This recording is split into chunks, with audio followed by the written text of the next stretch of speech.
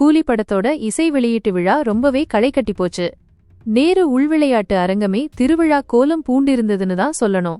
ரஜினி லோகேஷ் கனகராஜ் கூட்டணி அனிருத் இசைன்னு ரசிகர்கள் ரொம்ப நாளா எதிர்பார்த்திருந்த விஷயங்கள் எல்லாம் இந்த விழாவில் நடந்தது. முதல்ல விழாவின் ஹைலைட்டே ரஜினி சாரோட பேச்சுதான். அவர் பேச ஆரம்பிச்சதுமே அரங்கமே அதிர்ந்து போச்சு. லோகேஷ் கனகராஜ் இயக்கத்துல ரஜினி நடிக்கிறார்னு சொன்னதுல இருந்தே இது லோகேஷ் சினிமாட்டிக் யூனிவர்ஸா ஆல்சியூ இருக்குமான்னு ரசிகர்கள் குழப்பத்துல இருந்தாங்க. ஆனா இது தனிப்படம் தான் லோகேஷ் சொன்னப்போ ரஜினி ரசிகர்கள் கொஞ்சம் சந்தோஷப்பட்டாங்க. அதே போல படத்துல ரஜினி சாரோட பேட்ஜ் எண் 5821. இதுக்கு ஒரு உருக்கமான கதை இருக்குன்னு லோகேஷ் கனகராஜ் சொன்னப்போ அரங்கமே அமைதியா ஆகிப்போச்சு.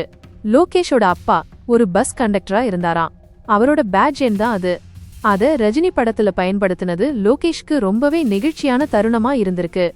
இந்த விழால ரஜினி சார் பழைய நினைவுகளை பகிர்ந்துகிட்டார்.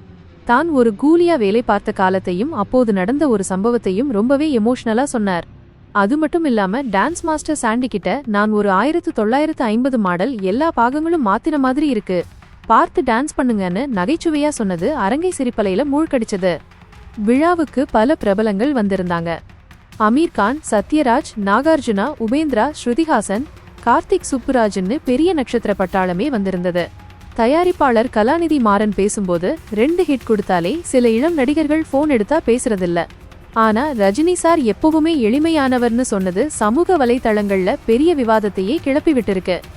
அனிருத்தோட இசையில வெளியான வாட்டர் பாட்டில் பாடல் ரசிகர்கள் கிட்ட ரொம்பவே ஹிட். இந்த விழாவில ட்ரெய்லரும் வெளியானது. ரஜினியோட ஸ்டைல், லோகேஷோட ஆக்ஷன், அனிருத்தோட பின்னணி இசைன்னு எல்லாம் சேர்ந்து ட்ரெய்லர் வேற லெவல்ல இருந்தது. இந்த படம் நிச்சயம் ரசிகர்களுக்கு பெரிய விருந்தா இருக்கும்னு சொல்லலாம். இந்த வயசுலயும் ரஜினி சார் ஆக்ஷன்ல அசத்தி இருக்கார்.